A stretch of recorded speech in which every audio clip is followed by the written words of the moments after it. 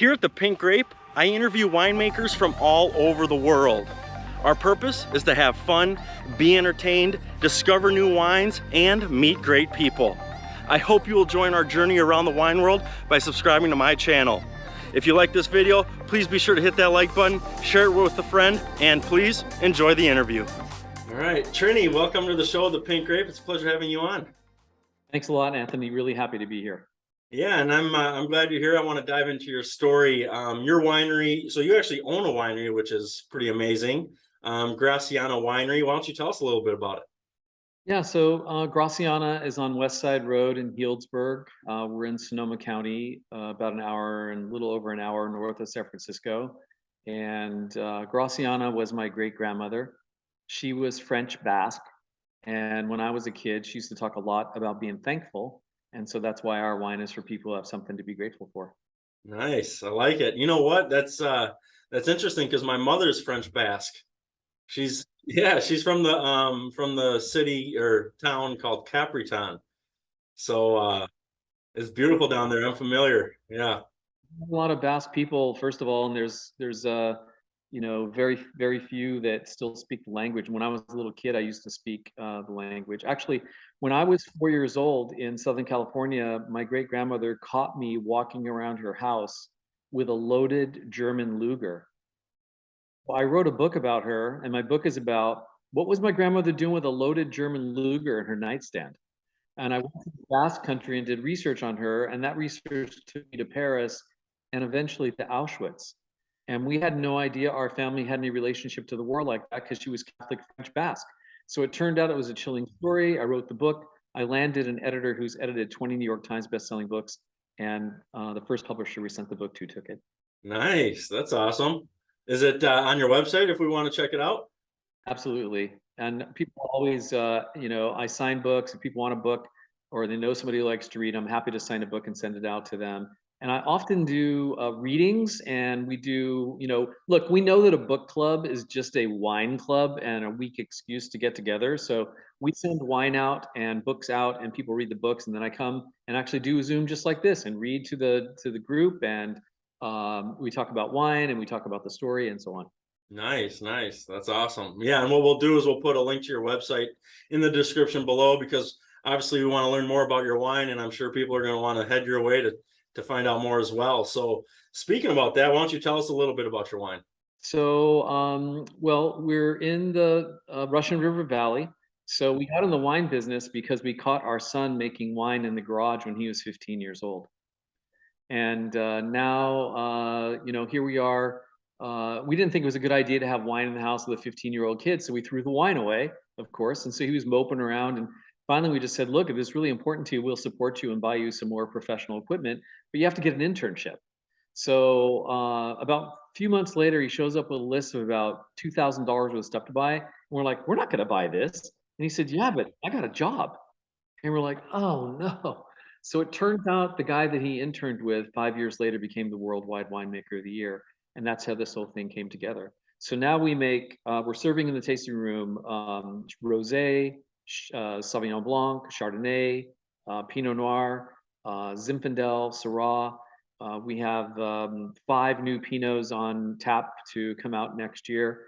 And we believe that the 21 vintage is one of the best vintages ever. I actually, I actually brought a bottle along to kind of show you what the label looks like. You can see the gift there, and the gift stands for all the things that we're thankful for, because that's what my great grandmother used to talk a lot about when I was a kid. So the gift actually symbolizes all the things that we're grateful for. I love that.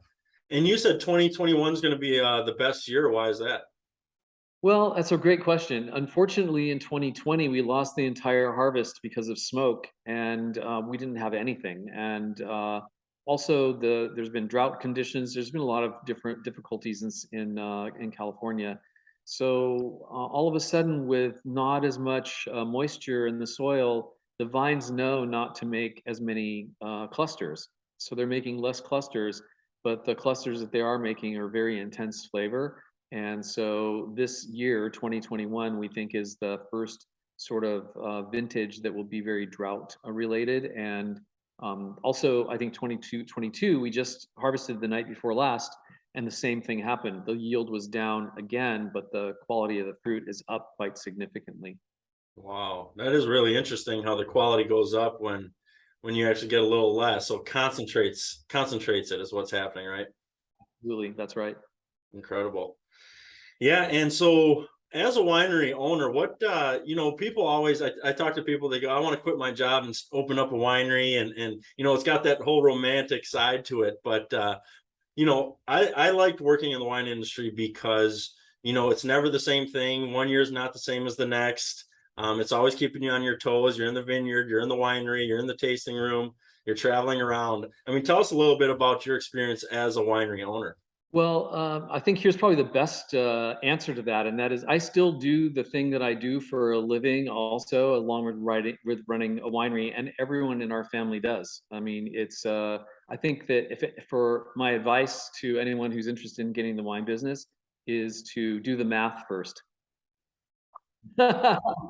It's I'll tell you the thing that we love about it is really a wonderful lifestyle, and the idea of having folks come to our property, which is basically our home, and share the experience with us and share what we know Graciana felt to be very, very important when she sort of left this value with us of this idea of gratefulness and gratitude.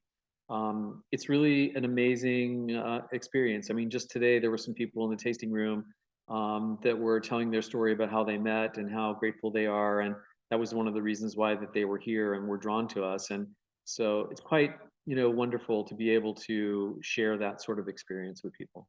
That's amazing. Yeah, yeah, that's one of the best things about wine is how it brings people together.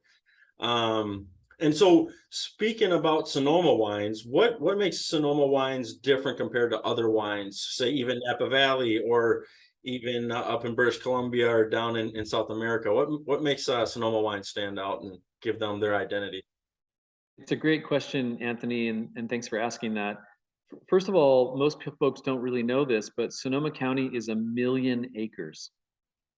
It is a gigantic county, which means that it has many, many AVAs, or American viticultural areas. So there are multiple different areas within Sonoma County that are perfectly organized to grow certain kinds of fruit. So we're right here on the Miracle Mile of Pinot Noir. The Russian River is literally right in my backyard. There's a big turn in the river here, and what happens is when the river comes up, it can't make the bend, so it jumps the bank and it comes right through here. So this 1 mile long stretch basically gets inundated with water, and has for many, many years. So it's the best place in the world to grow Pinot Noir. It is alluvial soil. We're also quite close to the coast then, so I'm pointing to the west now. And what happens is it can be 100 degrees during the day, but 50 degrees at night. So tonight's going to be quite cool, 56 degrees, but it was 97 degrees today during the day. So what happens is the Pinot loves that. It likes to be hot and it likes to be cool. So the soil conditions are great for Chardonnay, for Pinot, obviously, for Zinfandel, Sauvignon Blanc. But up north of us, which is a little bit hotter or a fair amount hotter, you'll see Zinfandel and Cabernet actually in Sonoma County. So it's just really the diversity, I think, of what the soil conditions and also the weather conditions, which drive this amazing terroir that we call Sonoma County. Sure, sure. Yeah, I think you explained it really well. I mean, wine really does represent place, right? And everything you just explained sums it all up to that. So, I mean, it's that is what is unique about Sonoma and any other wine growing place, country or region in the world is that you can't you can't mimic what the climate's giving you and the soil's giving you in Sonoma and grow that anywhere in the world. So that's pretty special. It's exciting. There's no question about it. Well, great, Trini. It's been great having you on the show. I always like ending the interviews with this one question, and that is, what is your favorite thing about wine? Well, everybody usually asks me what's my favorite wine, and I usually tell them it's impossible. It's like asking you which is your kids is your favorite, which is my daughter, obviously. But my favorite thing about wine, I think you already touched on this, and that is it brings people together. It's really a wonderful sharing experience, and for us at Graciana, it really means that it gives us an opportunity to share this idea of being grateful with one another. Amazing. I love it. Well, it's been great having you on the show. And again, for everyone watching, we will put a link to your website in the description so people can go and visit you. Come check out your winery, your vineyard, and check out your wines. So again, really appreciate you being on the show. Thanks very much, Anthony. I hope you enjoyed this week's interview with a winemaker. Be sure to tune in next week as I'll be interviewing another winemaker. I hope you will join our journey around the wine world by subscribing to this channel. Be sure to like this video and share it with a friend. We'll see you next week. Thank you.